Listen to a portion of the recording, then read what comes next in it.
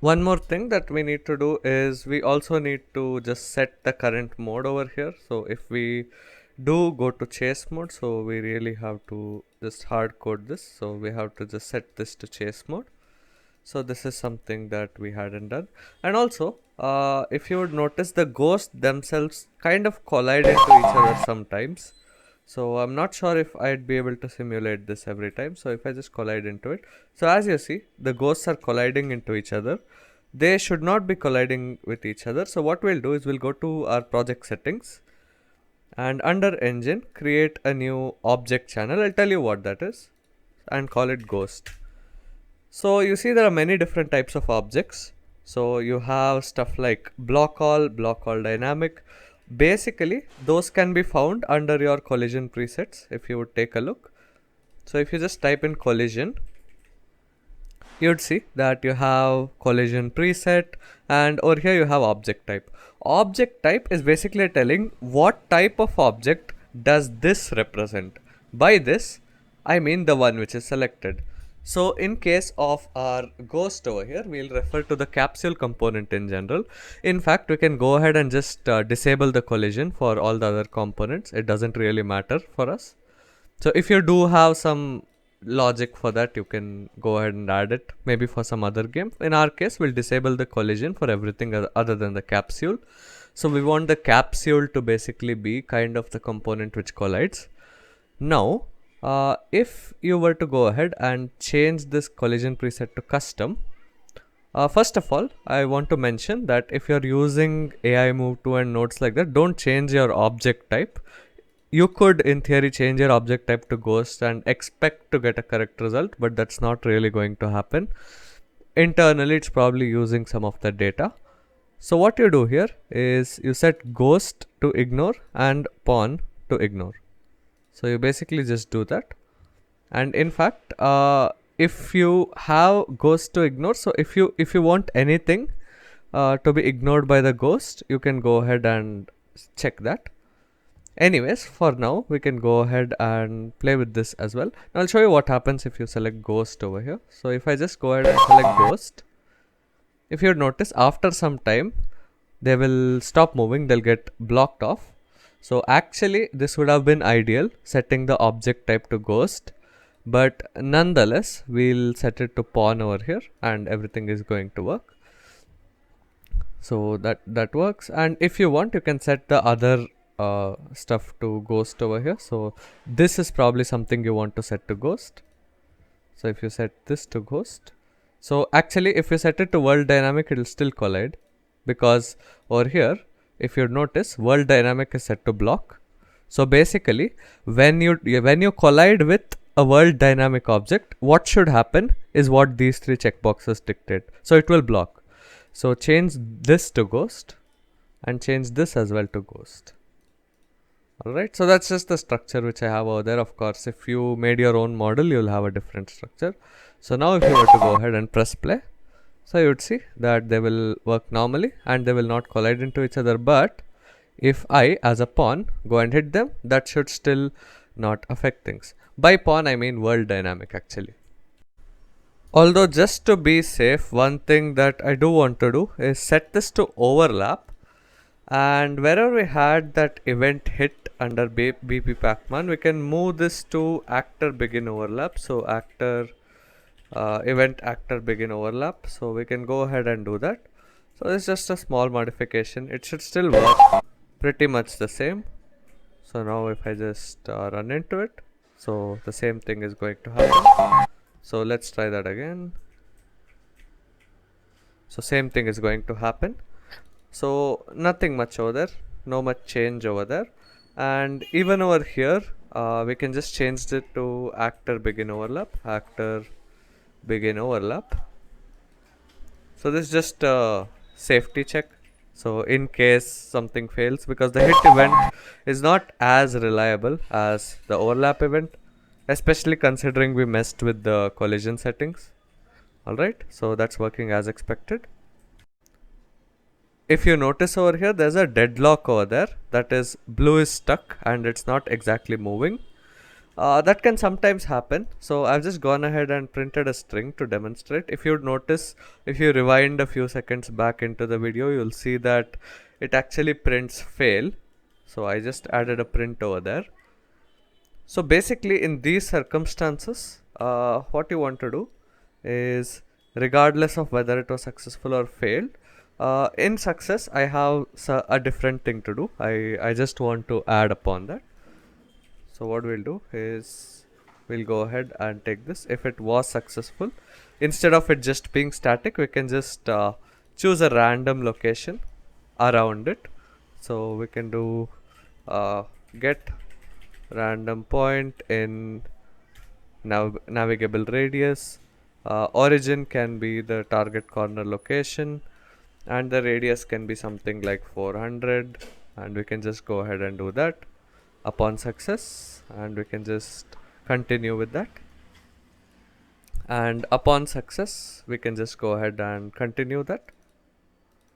So upon success, we will do a safety check, not to worry, just a safety check to make sure we are still in scatter mode when we are doing that. Now if we actually did fail and we are still in scatter mode, now remember, this check is not required, but this is just for safety. So if you're still in scatter mode, in that case, what you'd want to do is you'd want to reattempt basically. So you'd want to come back here again. So that's what you want to do. So call on mode change.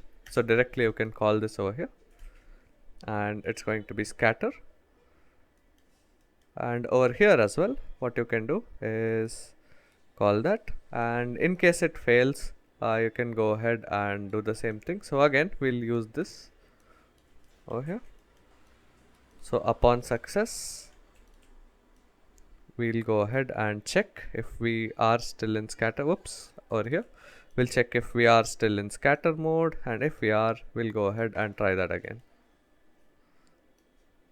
Alright, so we'll go ahead and do this. Just go ahead and add a reroute node. Alright, so if it was a success, or even if it was a failure, that's the same thing that you do.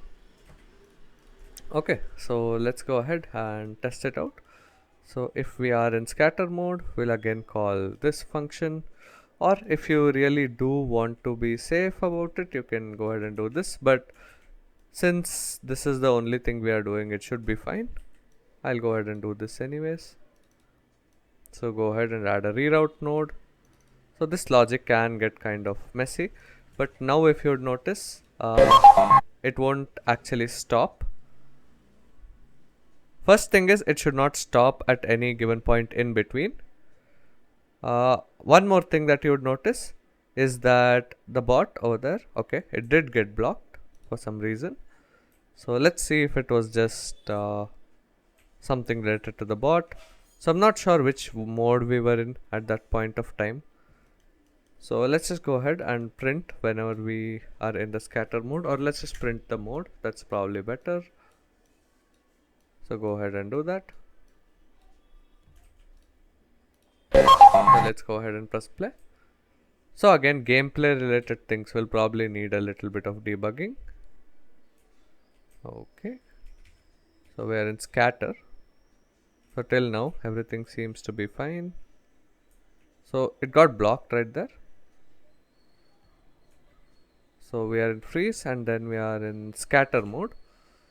So let's see if we are entering any of the fail conditions. So we should in theory come to this case on fail. So that's what should happen technically. If it was successful, it should work like this. If it failed, that should happen. Oh, so this is the problem actually. So we should have actually done that. So let's go ahead and take a look.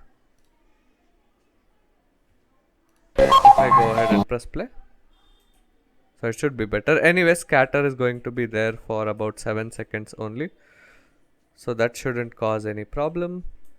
So now after 6 seconds, we should go inside chase mode. So as you can see, we are in chase mode now. So we are not getting out. So let's see what's wrong with that. So there is a small bug in our logic over here.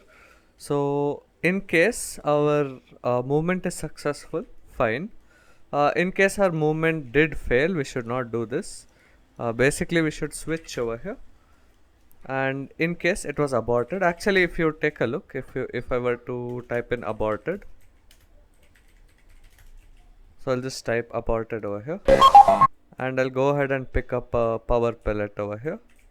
So real quick, I'll just pick up a power pellet, and if you would wait for some time,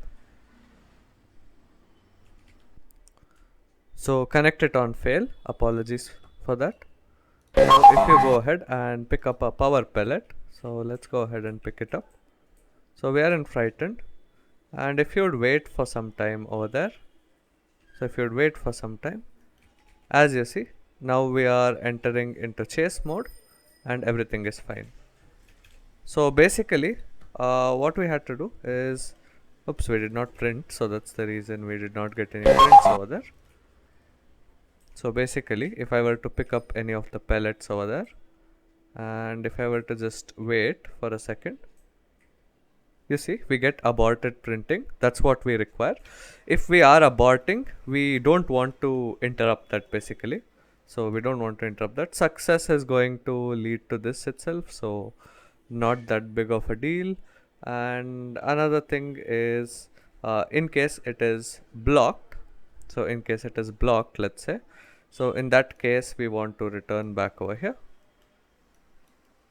So again you can do this check. So you can do this check. If you are still in frightened mode, then you can do it off path or invalid. So in that case, you can go ahead and do that over there. So selection is going to be our current movement mode. So where's our current movement mode? So that's going to be this. So current mode, and drag the current mode here as well. So if we are still in frightened, we can go ahead and head back into this, and we can continue our logic. So this is basically what we'll do.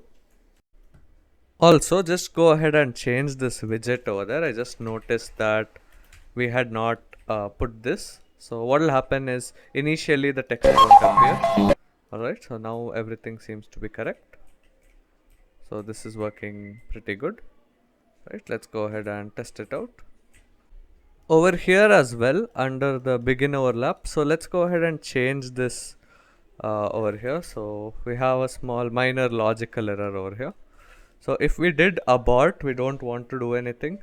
Only otherwise we'd want to go ahead and choose any of these. So only if it's any of these three, only then we'd want to change back to frightened mode. Otherwise no. Another thing is that when he's going back to its house, like when the ghost is going back to its house, we want it to go a bit faster, and also I wanted to kind of ignore collisions. The best solution to that is going to be, first of all, if we are in fact in frightened mode, what we'll do is we'll set the speed of our character. So if I grab this over here, and if I just type in set max walk speed, so I'll probably need the character movement, so set max walk speed, and what we'll do is we'll just set it to a high value. So I'm not really sure about what the value is supposed to be, but we can set it to something like let's say 1000, so something high. We can go ahead and set it to that. So basically we are going to increase its movement speed, that's the point. And in case it was aborted or something, so let's assume that this was blocked off or whatever, so we'll go back to frightened mode, and in that case as well we'd probably want to modify the speed. In case it was aborted, we don't want to mess with that, so because we'll be handling the change of speed as is. So under this aborted setting we'll be doing that. So we'll have a separate one over here. So we'll have a separate one. If it was successful, then well and good. So it'll go back to frightened mode if we are still in it, otherwise no issues. So over here as well, we'll go ahead and set the max walk speed and stuff under not this condition exactly. Yeah, under any of these conditions. If it was aborted, we'll let the logic handle. One more thing is I want to also set the collision profile. I don't want to. I basically want to ignore the character as well, so Pacman as well, so that it can safely go. So what I can do is under I can go ahead and get the capsule component, and if I just type in collision, and if I look for set collision response to channel, we can choose world dynamic and we can choose ignore. So this will basically ignore our Pacman character. So that's basically what it's doing. And another thing is do the same thing over here. And let's say we did go to any of the other modes. So let's assume we aborted. So this can happen. So in this case, we want to reset that. So I'm pretty sure there's a reset option. So the reset parameters. No, this is not the one. Anyways, it is set to block by default. So we are going to do that. All right. So set collision response to channel. And even if it is a success, we're going to do that again. So this will be, of course, block. All right. And rest of the cases should handle itself automatically. So if there's any issue, we'll get to know during gameplay. So let's go ahead and press play. Let's see what happens in frightened mode when I catch any of the ghosts. Alright. So go ahead. So as you see, now the ghost is going real quick. And now if I eat it, or if the ghost eats me after the frightened mode, then it does not happen. Alright. Okay. So I guess this is correct now. So I think the logic is right. Now let's set up the level transitions. Now I have a quick trick over here. So to test out now, actually, the keen ones among you might think that okay, fine, we'll probably need to grab all the pellets. I have a simple hack. We can actually just not use those pellets. So when we actually start the round, so on next level entered, what we can do is along with spawning our pellets, what we'll also do is we'll take the level and we'll also get a reference to our HUD widget, which we have conveniently over here. And what we'll do is we'll set the level over here. So I'm not sure how we are exactly referring to that. Nonetheless, let's head into our HUD widget blueprint, and we have an update function. So what we can do is we can grab the level as well over here. So we can say new level. So it's fine, just 2 parameters, so not really going to be an issue. So now for the level.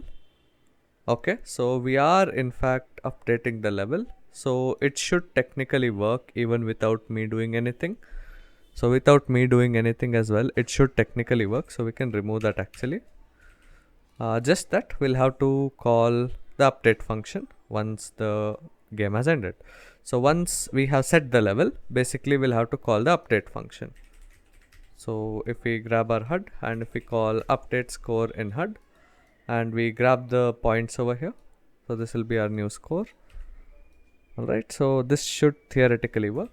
And for testing it out, we can grab our pellet spawner, and one trick that I have up my sleeve is what I'll do is I'll just go ahead and set one range to be, let's say 0 up until 26 and 0 up until 26, some very big range like that. So or rather 29 26.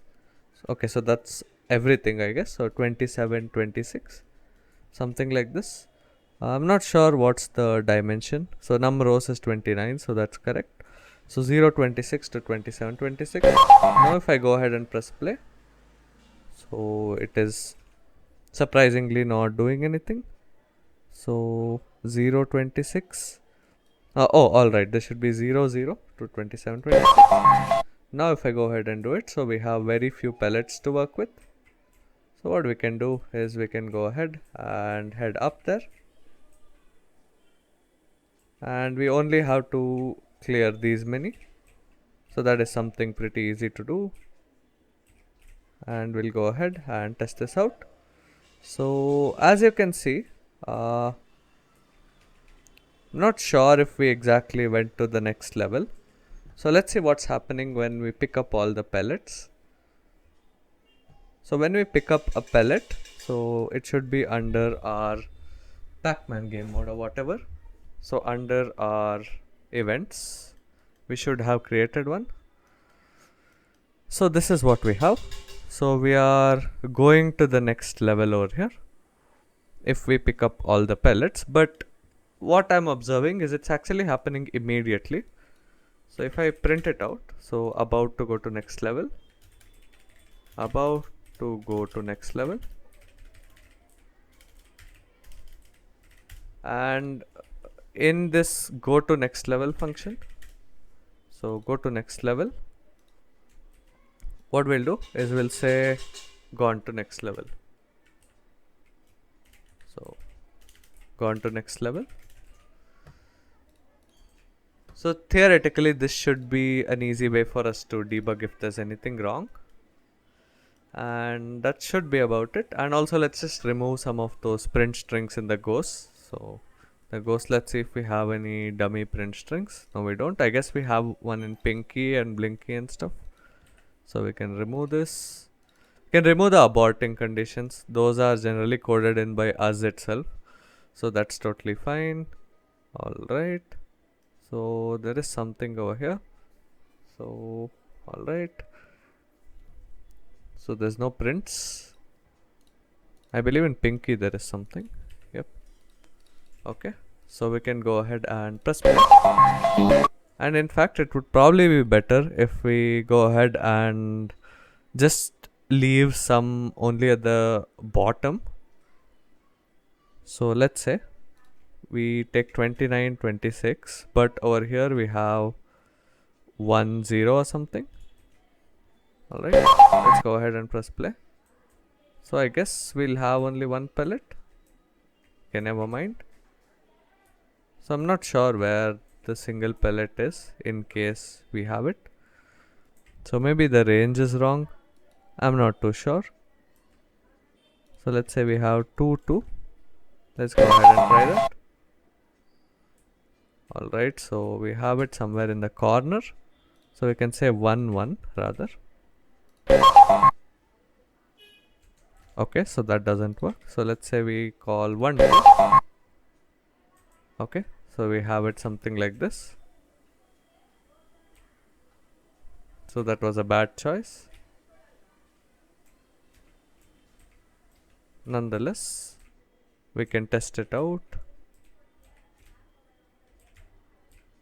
Alright. So if I am good at the game, that is.